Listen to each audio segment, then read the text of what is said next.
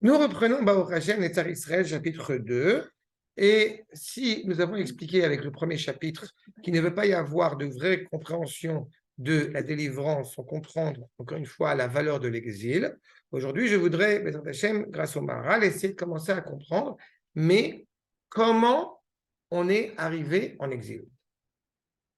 Comment est-ce possible de comprendre cette notion d'exil? D'accord? Elle a commencé quand, cette notion d'exil?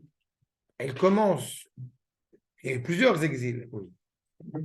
Mais disons que il est déjà annoncé avec Abraham qu'on sera étranger en terre étrangère, mais à la rigueur, c'est pour se constituer en tant que peuple.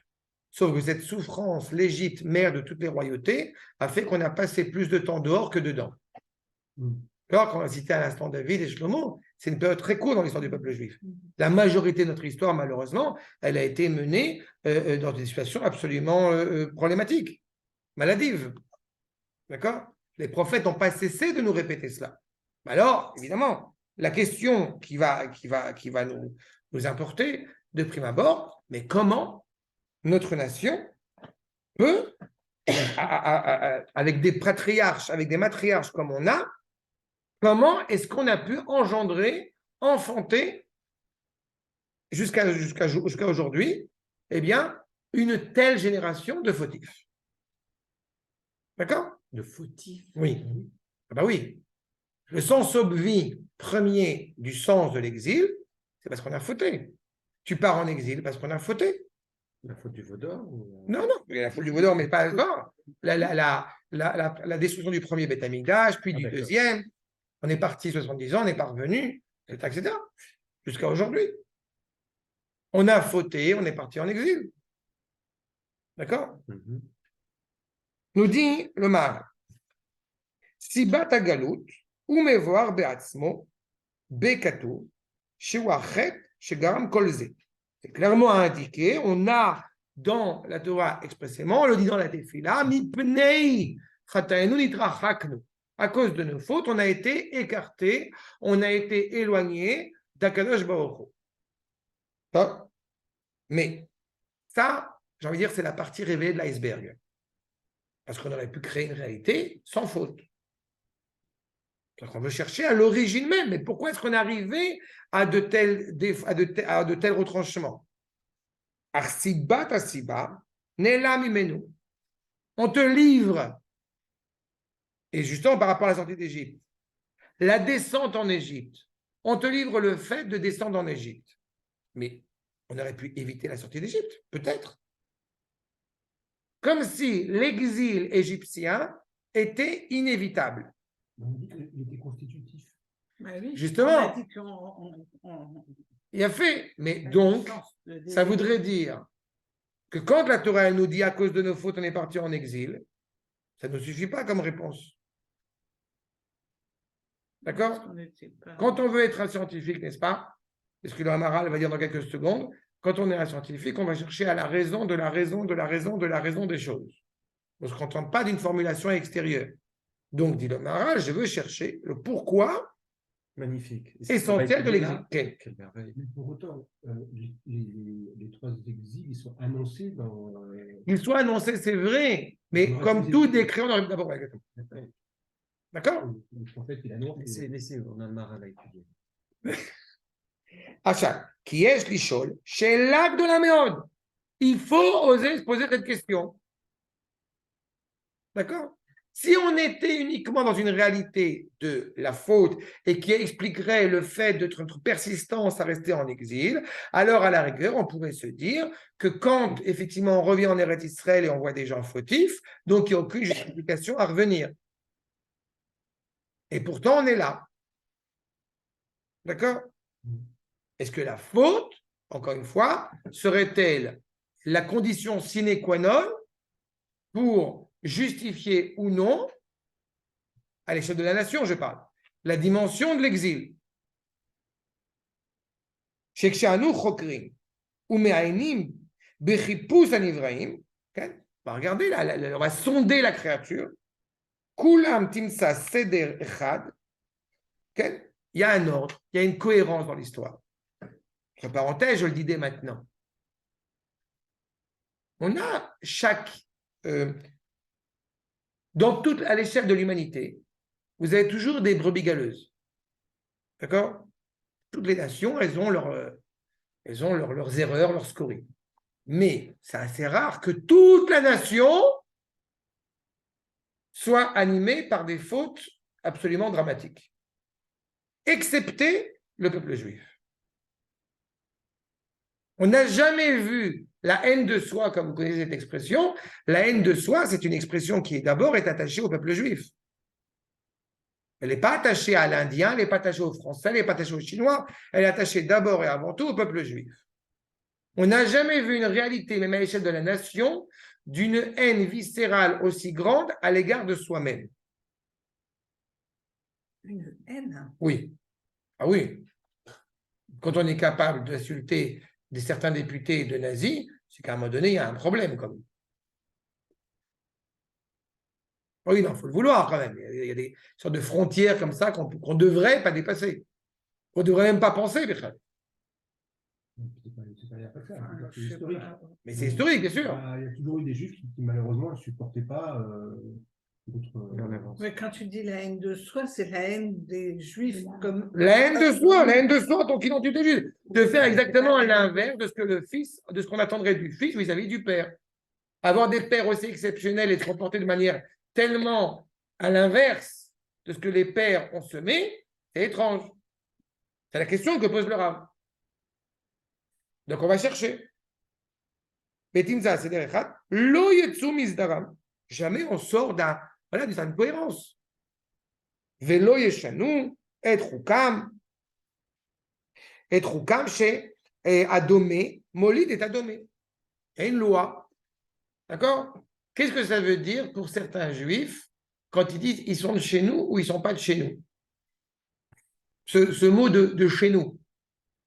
Ça veut dire qu'il y a quelque chose que je reconnais, n'est-ce pas, chez nous que je retrouve chez l'autre. Donc il y a une loi. Si un chien ne fait pas un chat, on connaît l'expression. Il y a une cohérence. L'homme, de manière générale, je le dis dès maintenant, est avide d'absolu. Donc quand il comprend ce qu'il est en train de vivre, il est serein, il est heureux, il est complet. Quand il ne comprend pas, il y a un problème. Quand il ne comprend pas, il est en déséquilibre. D'accord? Le fils qui est fièrement la continuité du père, il y a une certaine cohérence, une certaine logique. Quand il va prendre un chemin totalement différent du père, là, il y a quelque chose qui n'est pas logique.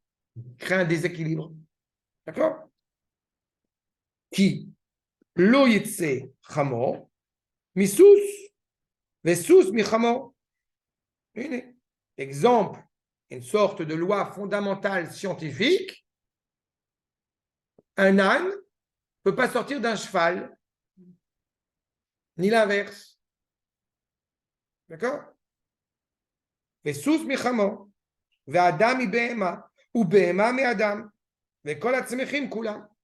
Toute la réalité, quelle que soit, encore une fois, la création, on voit bien que les différents éléments de la création, chacun sort ce qui lui est indiqué.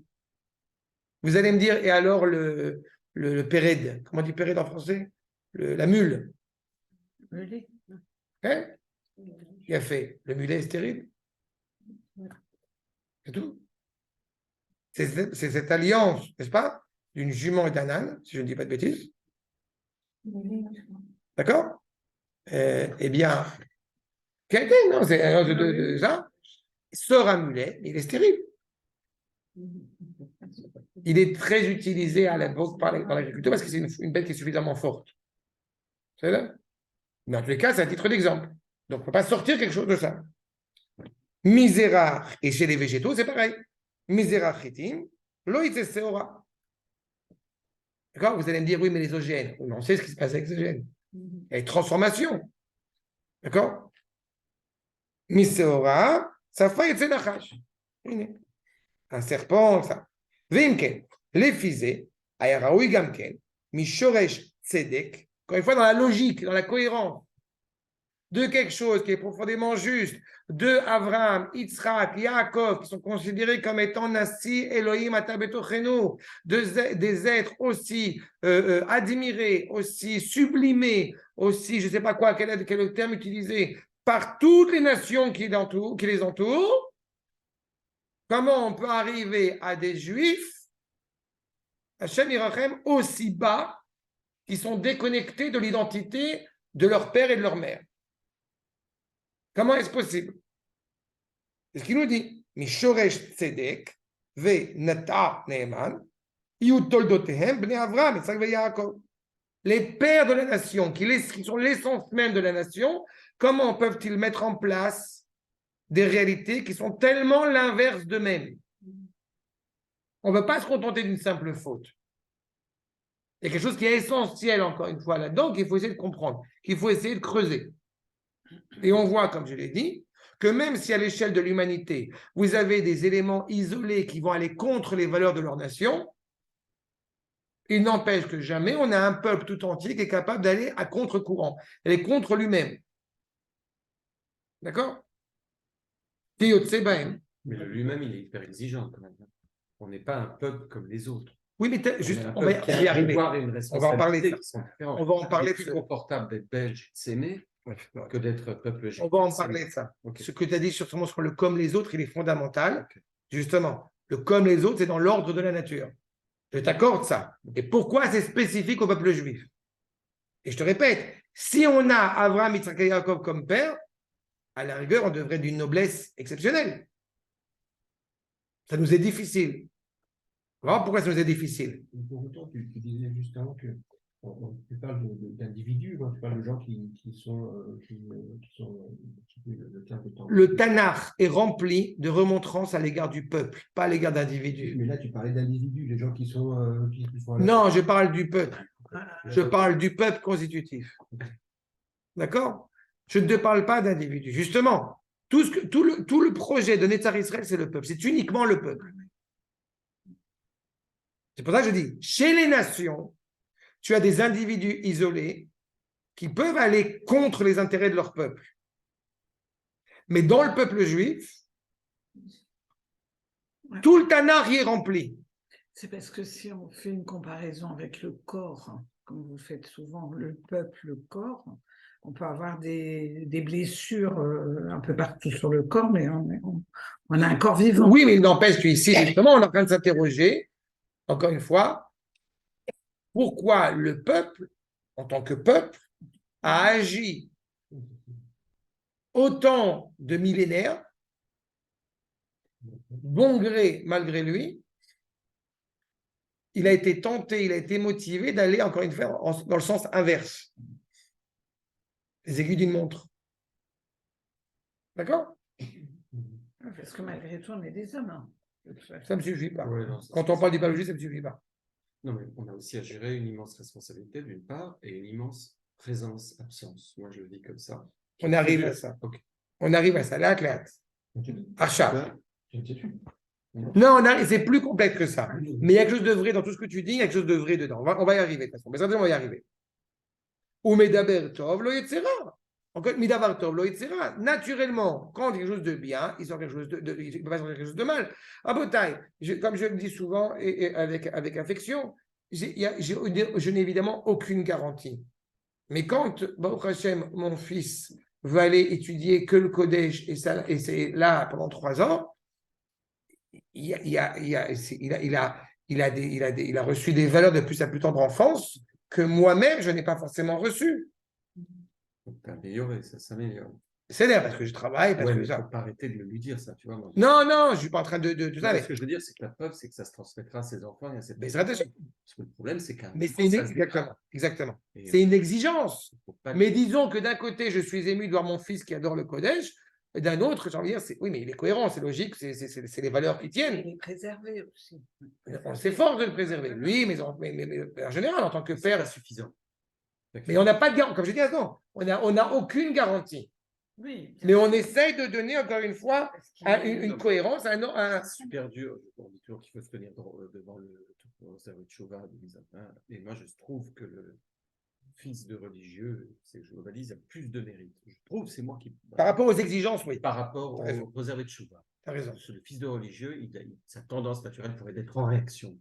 C'est une vraie discussion, tout à fait ce que tu dis. En tant que tzaddik ben Racha ou Racha, il y a toute une raison par rapport à ça. Mais c'est vrai ce que tu dis.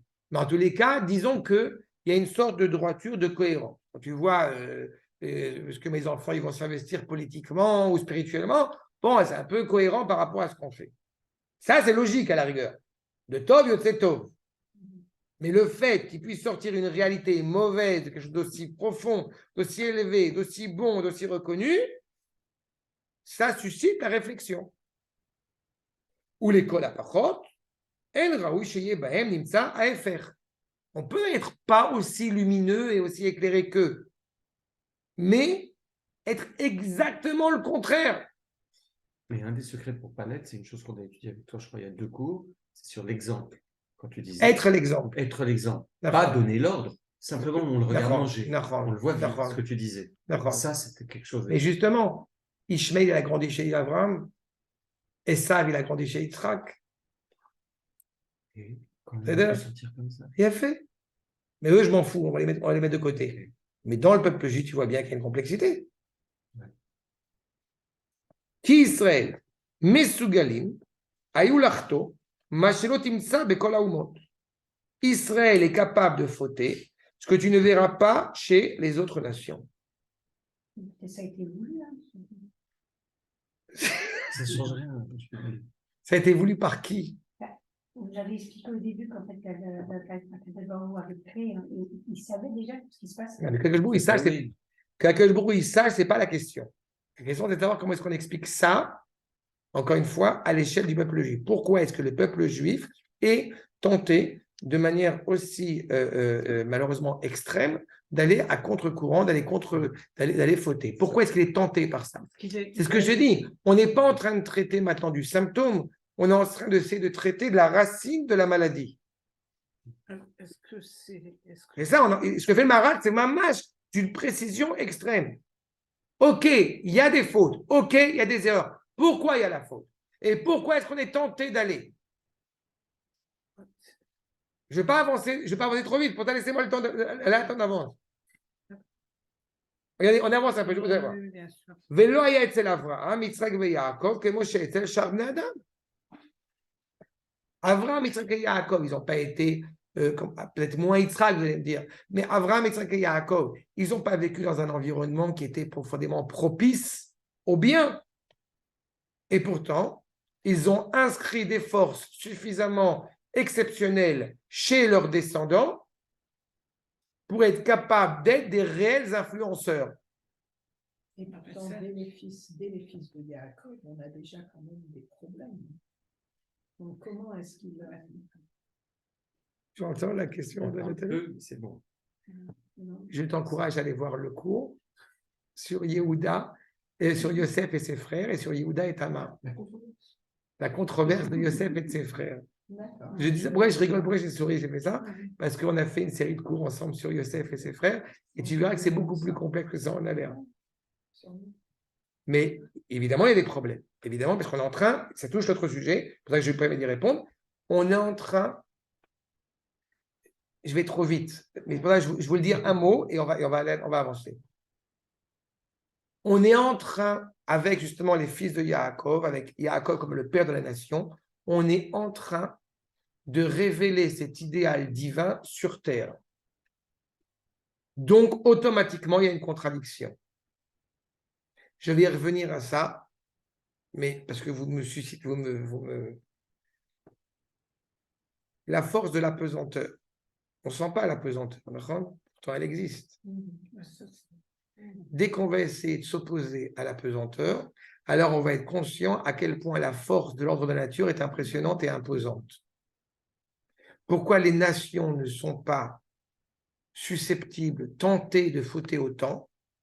Parce que les nations sont assujetties à l'ordre de la nature.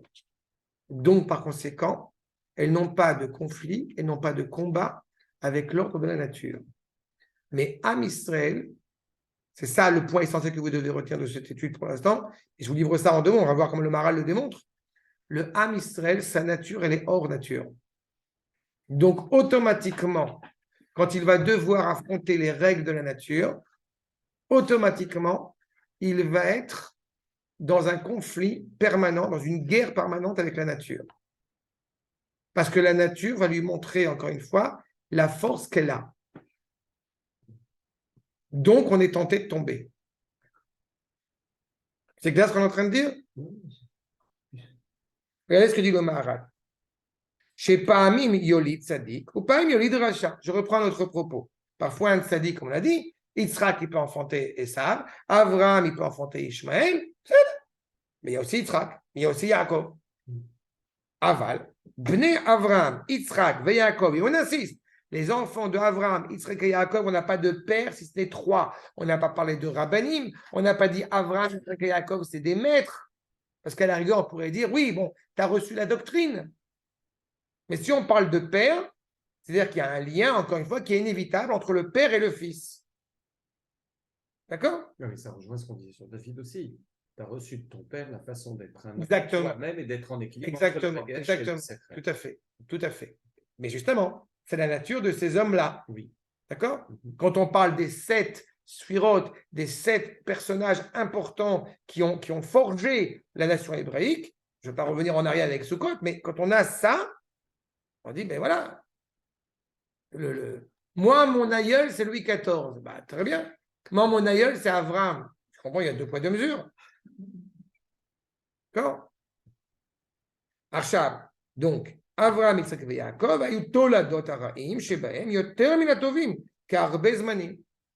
Pourtant, les engendrements de Avraham, Yitzhak et Yaakov, si on fait une statistique, ils sont majoritairement problématiques, mal, mauvais, plutôt que bien. C'est étrange. Ou mais après, Avraham, Yitzhak et Yaakov, היו יסודי האומה הזאת. C'est les fondements même de la nation hébraïque. איך נמצא דבר זה להם, מה שאינו נמצא אצל בעלי חיים הבלתי מדברים? Comment c'est possible pour une réalité aussi contradictoire chez les enfants d'Avraham, Yitzhak et Yaakov qu'on ne trouve pas dans aucune créature? Un chien, il est chien, le lion, il est lion, le goy, il est goy. Et pourtant, Israël peut se comporter exactement à l'inverse de ce qu'il est censé être. Et il prend à titre d'exemple Al-Ze Amar, Yada Shor, le verset entier, c'est Yada Shor ve Chamor après. Neget Shnei Dvarim. Vous avez 2 dimensions qu'on va trouver justement chez le bovin et chez l'âne. D'accord? Le Shor, il nous dit clairement, on a 2 valeurs, la ira et la hava. La crainte révérentielle envers Akadosh Baruch Hu. Et là, en l'occurrence, pour le bovin, cette crainte et cet amour, il est logique qu'on les trouve chez le Ham Israël. Alors, il était logique qu'on le trouve naturellement chez Ham Israël. D'accord? Vous êtes d'accord avec moi que le bovin, le taureau, il sait qui est le maître. D'accord? Pas par amour pour le maître, mais la vache, elle voit l'homme, elle voit en plus grand. D'accord? Ça, c'est le taureau. Le bovin, Melech HaBehemot. Et le Chamor, il n'a pas forcément de crainte envers son maître. Par contre, il a compris qu'il lui amène à bouffer. Et par conséquent, il a de l'amour pour celui qui lui amène à manger. C'est naturel chez eux, c'est une inclinaison naturelle. C'est ce qu'il va nous dire. Yesh Baal Chai, Kemo Ashor, Makir Mesheu Tachtav, Vetachat Reshuto. Le joug, okay? Le joug sur le bovin, il sait qu'il est la bête de somme de tel fermier. Donc, il a un profond respect pour elle parce que c'est une qualité intrinsèque à lui. Il sait que le maître peut faire de ce qu'il veut de lui. Donc, il le craint. Il reconnaît celui à qui il appartient. Connaît. À qui? Qui? Yada. Misheu Adonlo. Moshe Alav. Je sais qui est-ce qui me dirige. J'ai un numéro sur mon oreille. J'ai la cloche. C'est ça? Justement, le bovin qui est le roi parmi les bêtes de somme, vous savez que chaque élément de la création, il y a un élément central.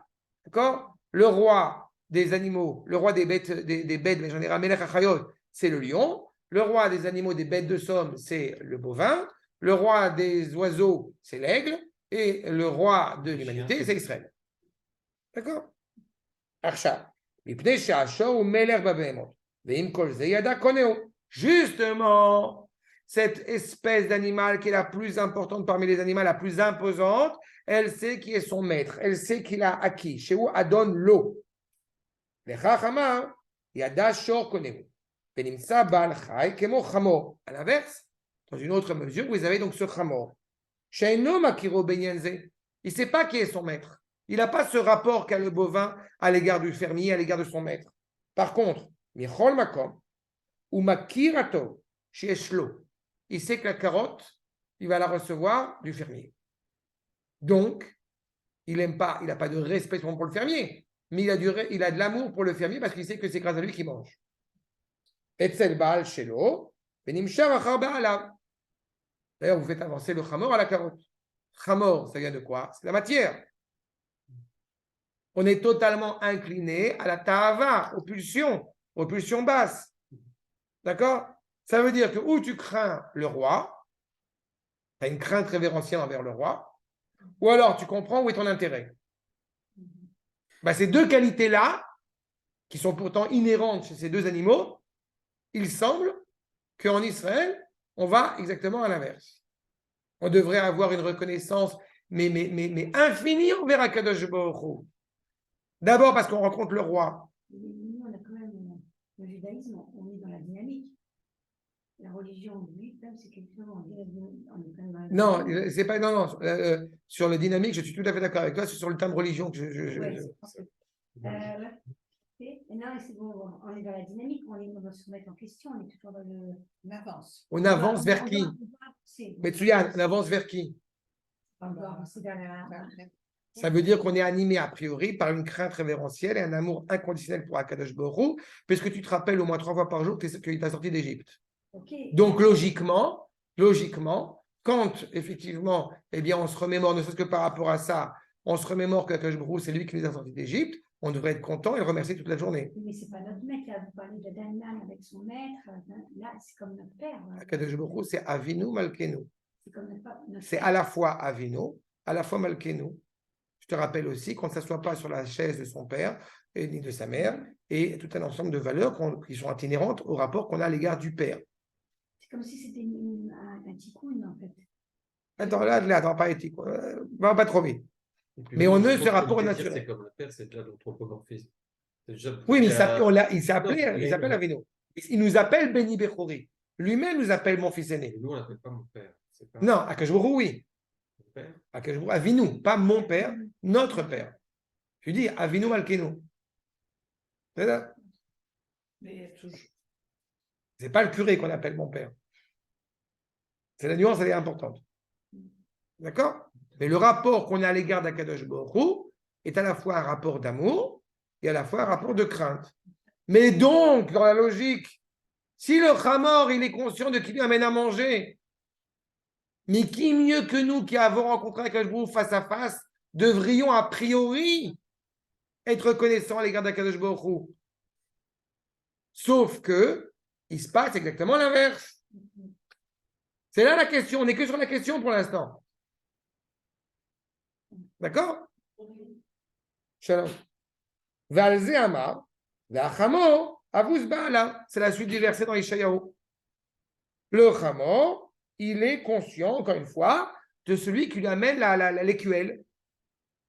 Chez Ouabal, Chai, Achomri, c'est lui la dimension la plus matérielle, Beyoter, Velo Chochma. On n'attend pas de sagesse de la part du Chacham. Quand une fois le bébé, le jeune enfant, il aime ses parents, pourquoi? Même lui, il ne sait pas forcément l'expliquer intellectuellement pourquoi il aime ses parents. Mais quand il voit son père, mettez un petit enfant de 4 ans, quand il rentre dans la synagogue, il cherche son père.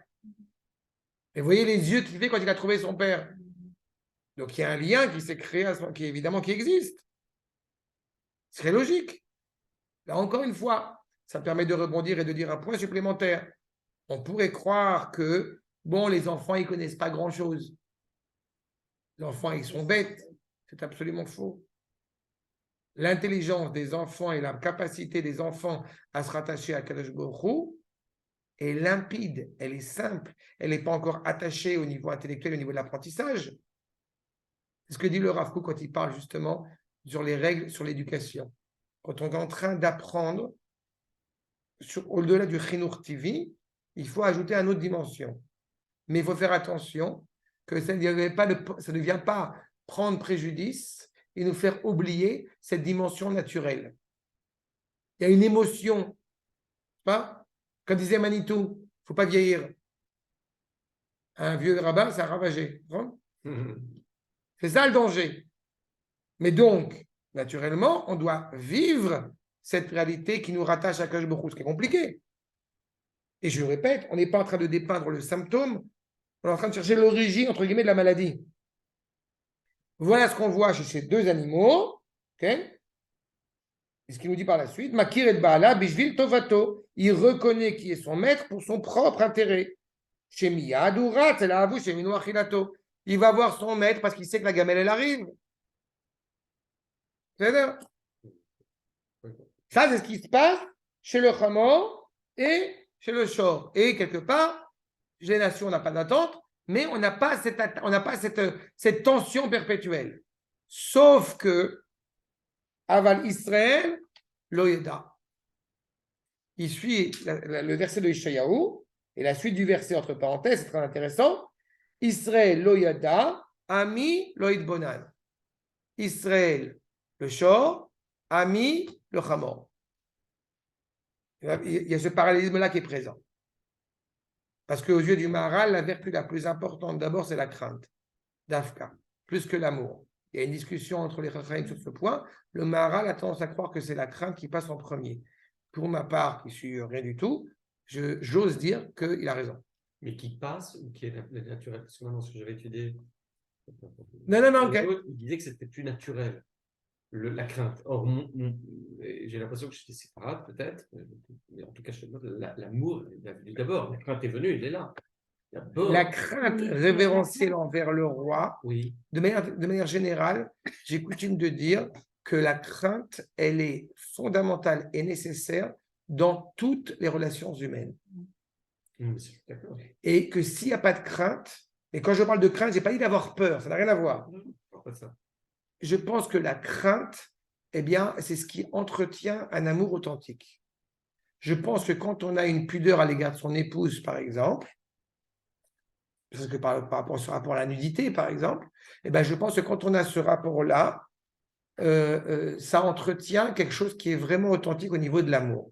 Et je pense que quand ça s'est gommé, alors c'est très dangereux.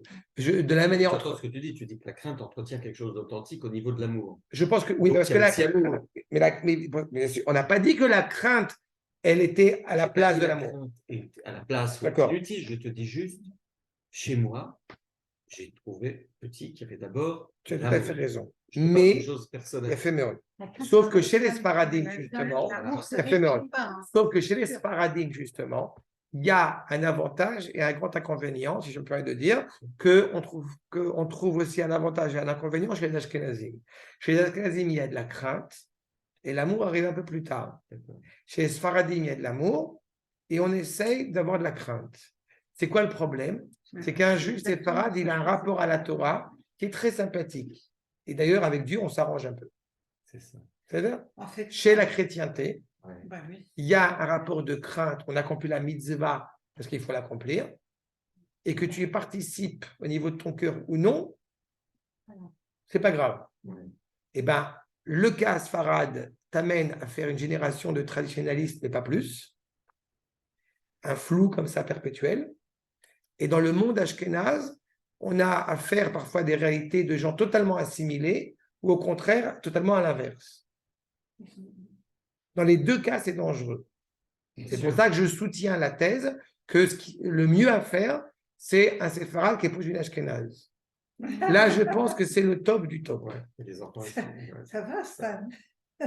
D'accord? Ou l'inverse, ou une ashkénaze, ou une séfarade qui épouse un ashkénaze. En tous les cas, cette ambivalence-là, elle me paraît essentielle. Parce que justement, elle permet de créer quelque chose de vrai. Il me semble que D'accord. j'avais lu une chose. Ah, mais en plus, j'ai marqué l'âge qu'elle a. Il n'y a pas une histoire de 3 piliers avec la justice, l'amour et la C'est un autre sujet. C'est un autre sujet, là. Ah oui, non, c'est un autre sujet. Tu Mais vas avoir ton Mechila, mais ça Non, non, tourner. venez, on avance encore. Je veux qu'on finisse ce truc parce que c'est qu'il est 10 heures. Venez, on avance juste pour terminer sur ce point, Ah oui. parce que je ne veux pas arrêter en plein milieu là-dessus. Est-ce qu'il nous dit? Donc, Rotzeloma, Shenikreu al-Shem à Serara. C'est-à-dire que justement, on est appelé Israël, ça vient de Srara, c'est la même racine, directement avec Akadosh Baruch Hu, et donc, a priori, on aurait dû naturellement comprendre, comme le Shor, comprendre qu'il y a une réalité au-dessus de notre tête. On craint le ciel qui va nous tomber sur la tête. Vayara'u ilahem, la date srarat ou même shelet akadosh baruch hu asher Moshe la kol. Puisqu'on l'a rencontré face à face. Donc on a ce dur privilège, ce lourd privilège de dire on sait qui est le maître. Kemo, sheyada ashor, shu melech. Et chez Wadon, l'eau, c'est lui mon maître, puisque c'est au nom de lui que j'existe, c'est au nom de lui, c'est lui que je dois servir. D'ailleurs, je l'appelle Adon. C'est logique, il n'y a rien de plus logique que ça. Veim kolze, lo yada davar ze liot yirim ipanav. Et pourtant, eh bien, on n'a pas su avoir de la crainte à son égard. D'accord? Ve'amar ami, keneged achamo, à l'inverse. On dit ami loïd bonan. T'as pas vu qui c'est qui t'a apporté à manger? D'accord? Et peu importe que ce soit, pourquoi tu as parlé de. Pourquoi je remets à chaque fois en cause ce terme de religion? Parce que je suis contre l'idée d'être religieux. Il y a quelque chose de très problématique dans ce terme de religieux. La religion israélite. Oui, mais pas que israélite. La religion en tant que telle. C'est comme si, par exemple, il nommait un député, par exemple, problématique à mes yeux, comme ministre de la sécurité du pays. D'accord? Alors, ce député en question, par exemple, hein, vraiment, qui est vraiment religieux, il serait absolument contre l'armée. Par exemple. Hein? Alors, c'est pas logique. Oui, c'est le voleur, c'est le même. D'accord? Il y a quelque chose de pas cohérent là-dedans. Donc, justement, quand on parle d'Am Israël en tant que tel, il est fondé sur ces deux axes essentiels. L'un, reconnaître le roi, ce qui ne l'empêche pas d'agir, au contraire, d'agir pour servir le roi. D'autres, de reconnaître qui amène bien, à manger.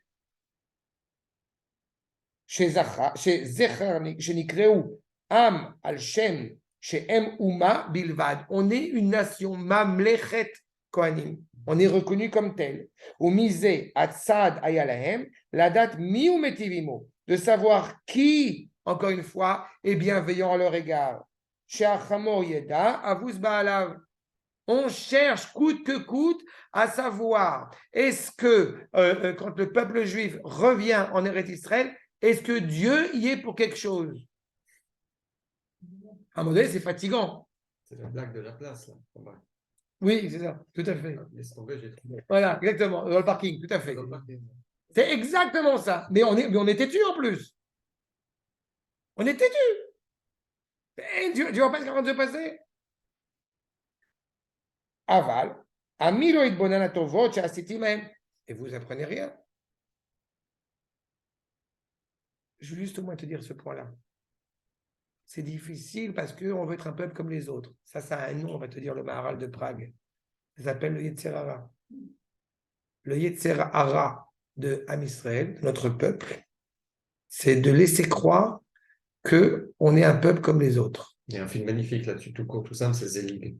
Je connais, monsieur. Où le mec, il veut être indien, il veut être... Si, partout, on le remarque. Ah, c'est lui. Ok. D'accord. Et il est bien placé pour en parler. C'est un... Donc, il est chez Freud. Aval. Non seulement je suis avec eux de maintenant et je serai avec eux dans le futur. Ayez, Asher, ayez. Ça nous l'a annoncé déjà. Tout ce qu'on a traversé dans notre histoire.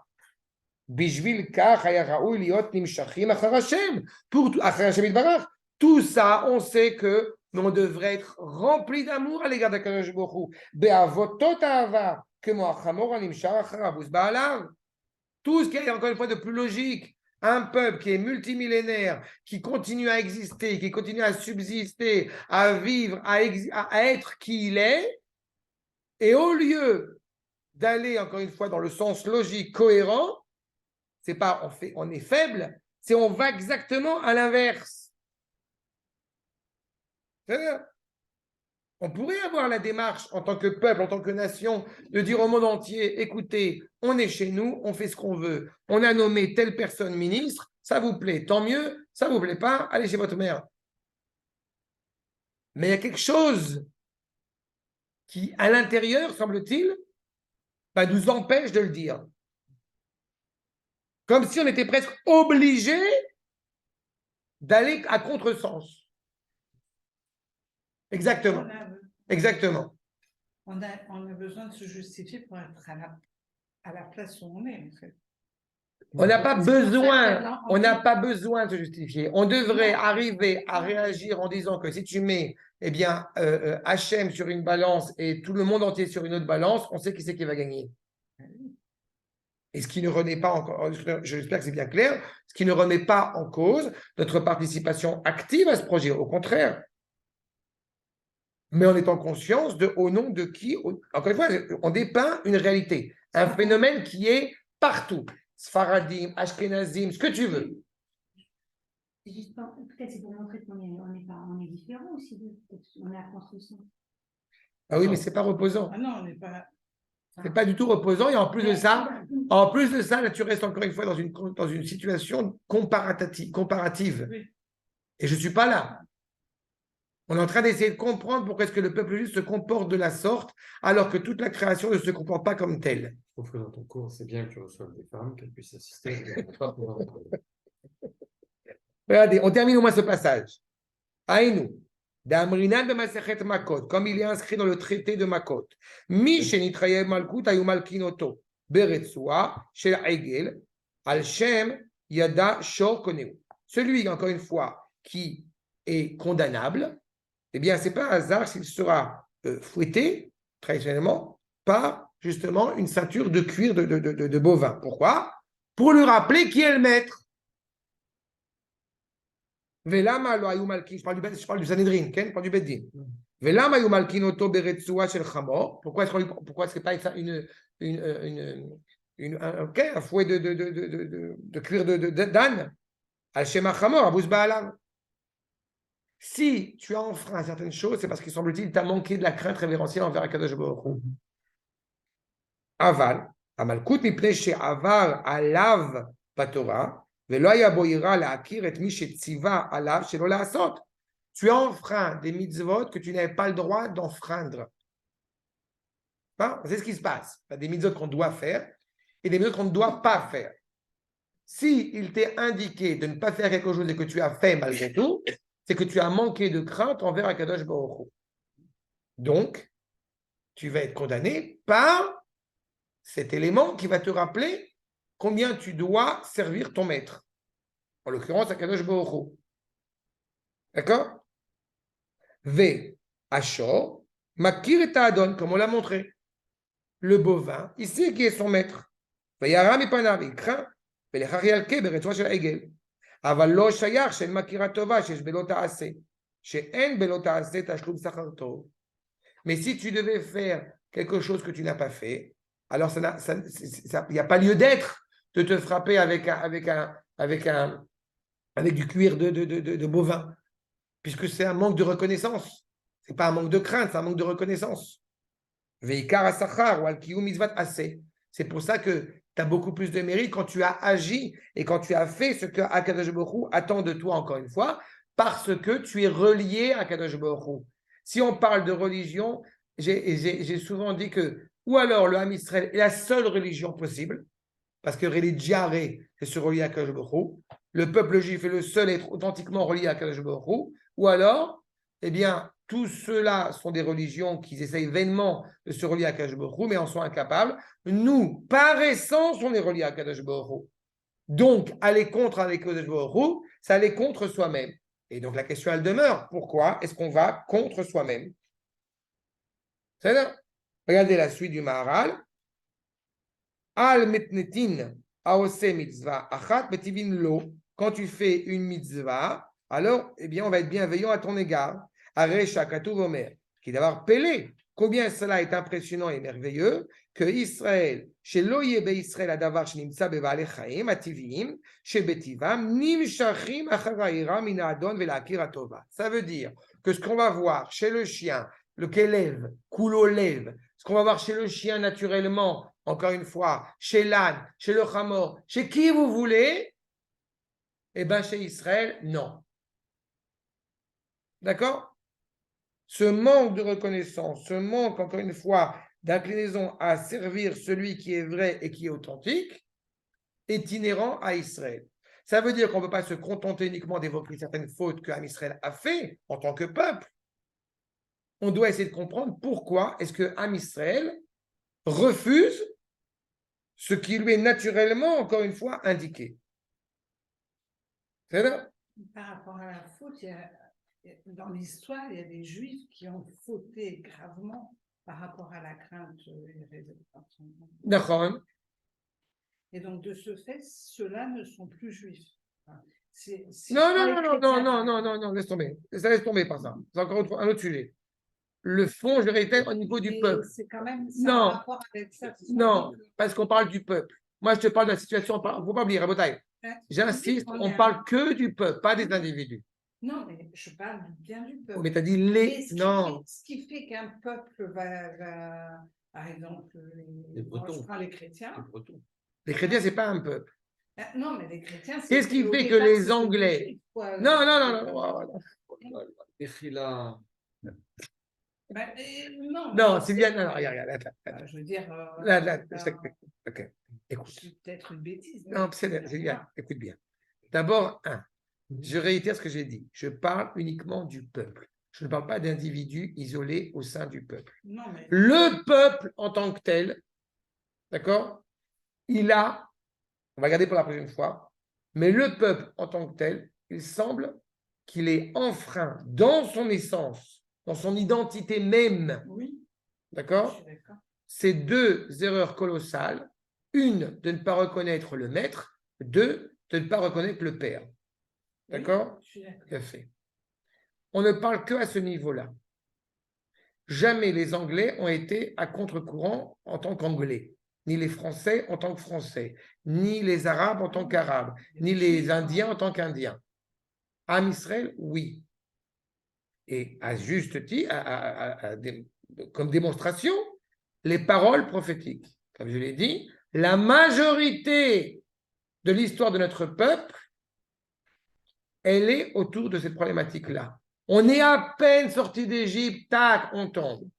On continue. On arrive, Yoshua est décédé, on va s'apprêter à conquérir Eretz Israël. On arrive à la période des Shoftim. On ne parle pas d'un petit passage. Ça s'étend sur des centaines d'années. Melachim s'est rempli de conflits internes, de guerres fratricides au sein du peuple. Pendant des centaines d'années, cela a eu lieu. Donc, on veut essayer de comprendre comment est-ce qu'un peuple qui a encore une fois des pères et des mères aussi nobles arrive à être aussi indigent en tant que peuple.